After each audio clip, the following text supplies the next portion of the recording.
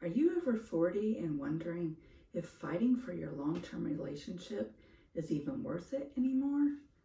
This is for you if you need some real, honest clarity about whether you're staying for love or if you're just staying out of fear.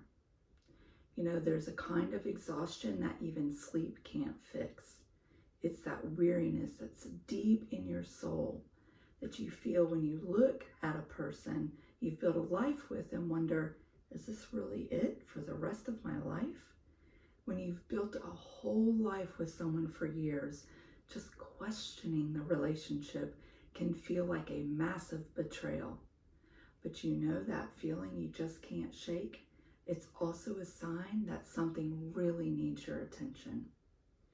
I've talked with so many women at this exact crossroads, and I've seen just how easy it is to mistake comfort for actual happiness, or to think a long history automatically means a healthy future. I'm not here to give you some quiz that tells you to stay or go. That's your decision and your decision alone. I'm here to help you turn down the volume on all that noise, the guilt, the sense of obligation, the fear, so you can finally hear what your own inner wisdom is whispering to you. We're going to walk through the most common reasons women stay stuck, and by dragging them out into the light, you can start to see your own situation with a fresh pair of eyes. Okay, first up is the big one, the sheer paralyzing fear of starting over, especially after 40. Society has this clever way of making us feel like we're on a clock, right? And the thought of stepping back out into the world as single feels less like a fresh start and more like a total failure. Does that sound at all familiar? You think about leaving and your brain just gets flooded with a list of terrifying questions. Where will I live? How will I even make it financially? Oh my God, am I going to die alone? If you're sitting here thinking this sounds exactly like your situation and you need more than just advice, you need actual support, stay until the end because I want to tell you about my Clarity Circle community. The fear is real and it is powerful. When you've spent 15 years or more with someone, your worlds are completely knitted together.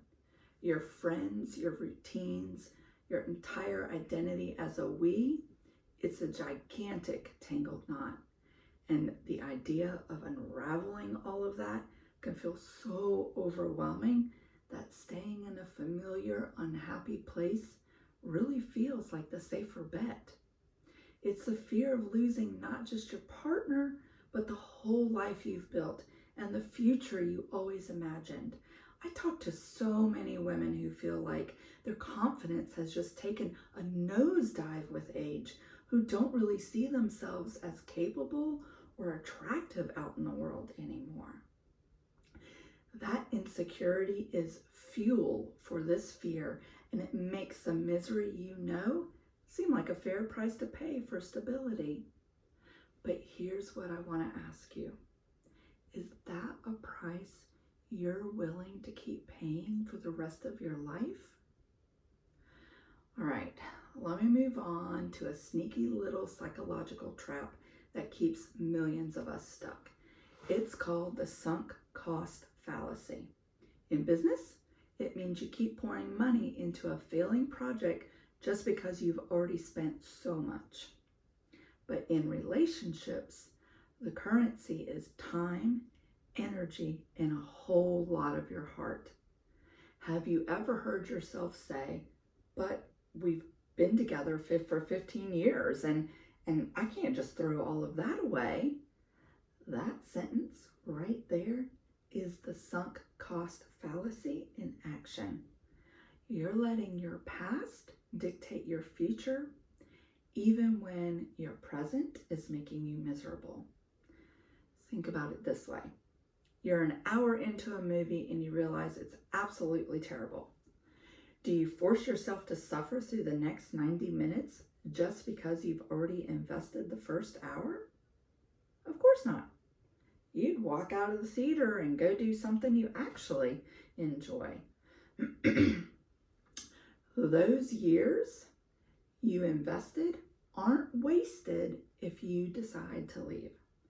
They were part of your journey of who you are today. The real waste is continuing to pour your precious, non-refundable time and energy into something that isn't growing to justify what you've already spent. You can't get the past back, but you have total control over how you spend the rest of your story. And then there's a third reason we stay, the seductive comfort of the familiar. We are creatures of habit, after all, and there's a weird kind of safety in knowing exactly what to expect, even if what you're expecting is that constant, dull disappointment.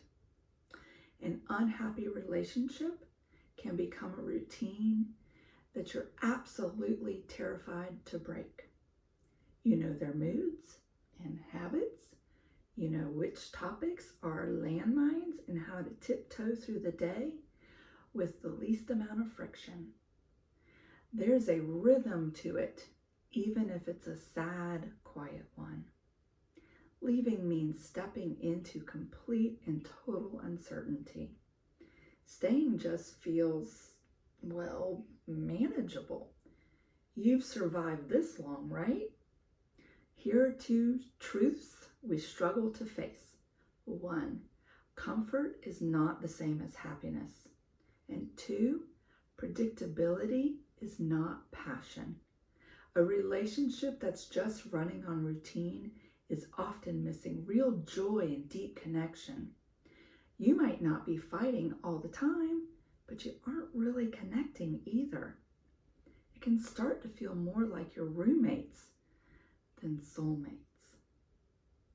And this whole dynamic gets even more complicated around our age because of the hormonal shifts of perimenopause and menopause. And by the way, our men start to experience andropause too. Yeah, it's a real thing, even if I can't say it. These changes can add a whole new layer of stress. The comfort zone slowly and quietly becomes a cage that keeps you from seeking real, authentic joy because anything outside of that zone feels like way too much work. Let's get honest about the fourth reason, the giant crushing weight of what everyone else around you is going to think. What about the kids? What will my parents say? How are our friends going to pick sides? For so many of us, especially if you have a family and a shared community, this pressure is just huge. The thought of being the one who blows up the family can make you feel incredibly selfish, even if the environment at home is tense or just emotionally cold. And then there's the social fallout. You worry about the gossip, about the judgment from people who've only ever seen you two as a couple. That fear can be so strong that it completely bulldozes your own unhappiness. You start telling yourself that just putting on a brave face and keeping up appearances is less painful than dealing with the social mess of a split. But you have to ask yourself a tough question. Are you living your one precious life for yourself, or are you just performing it for an audience? Here's another truth. Your happiness is not a group project. Okay, so we've talked a lot about fear, but what does it actually look like to be in the relationship for love? Look, a loving relationship isn't perfect. It's definitely not about being happy 24/7. It's about having a deep, foundational sense of safety, respect, and teamwork. So, what are some signs? First, there's mutual respect and emotional safety. Psychologists talk about this a lot within the frameworks like attachment theory. The whole idea is that you need to feel safe to be your real self. It means you can be your true, messy, authentic self without being judged. You can be vulnerable. You can share your wildest dreams and your deepest fears, and know you'll actually be heard. You aren't constantly walking on eggshells. And the second thing is you're growing both together as individuals. A healthy partnership doesn't shrink you, it inspires you. You champion each other's goals and you celebrate the wins, no matter how big or small. You feel like a team, tackling life side by side. And third, there's a real, genuine friendship at the core of it all. That romantic spark, it can come and go, and that's totally normal. Keep working on that part. But that friendship, it has to be solid. Your solid foundation. You just plain enjoy being around each other. You make each other's laugh.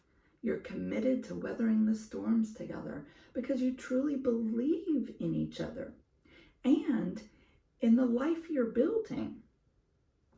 If these signs feel more true to you than the fears we talked about, that's really powerful information for you. All right, the exceptional relationship rarely shows up like a bolt of lightning.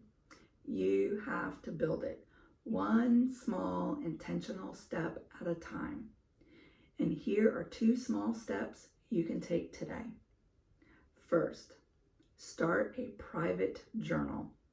Ask yourself these questions and, most importantly, write down the first answer that comes to mind. Question 1. If fear and money were totally off the table, what would I do? Question 2. What am I truly most afraid of losing if this ends? And question 3. What am I afraid of missing out on in my life if this continues for another 10 years? Getting those thoughts out of your head and onto paper is an absolute game changer, as long as you don't censor your answers. All right. Second, try one small communication shift. This comes from a powerful technique called nonviolent communication. The next time a conflict comes up with your partner, instead of starting with "you always" or "you never," try starting with "I feel." For example, instead of saying "you never listened to me about money," try something like this: "I feel unheard when we talk about our finances." It shifts the whole conversation from blame to experience, and it really can open up a brand new way of talking to each other.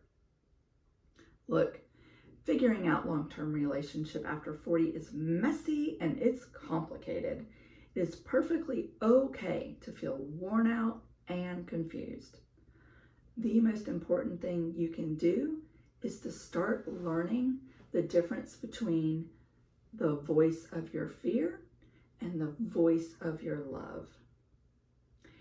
Fear tells you to stay small, to stick with what's predictable. Love is all about growth, respect, and wanting to see each other shine. Remember, simply choosing to look at your relationship honestly is not a failure. It is a radical act of self-love and self-respect. You deserve a life that is filled with more than just routine. I know how deeply personal this is, so thank you so much for spending this time with me. If what I shared today resonated with you, you don't have to figure this out all alone. My Clarity Circle is a safe space for women like us, over 40, emotionally exhausted, and trying to decide what's next for our relationships. It's not about me telling you what to do. As a coach, it's about giving you the tools, support, and honest conversations you need to find your clarity. You already have all the wisdom you need inside of you to choose a path that's true to you. When you're ready to stop feeling stuck and start moving forward, the link to the Clarity Circle is in the description below. I'd love to have you join us.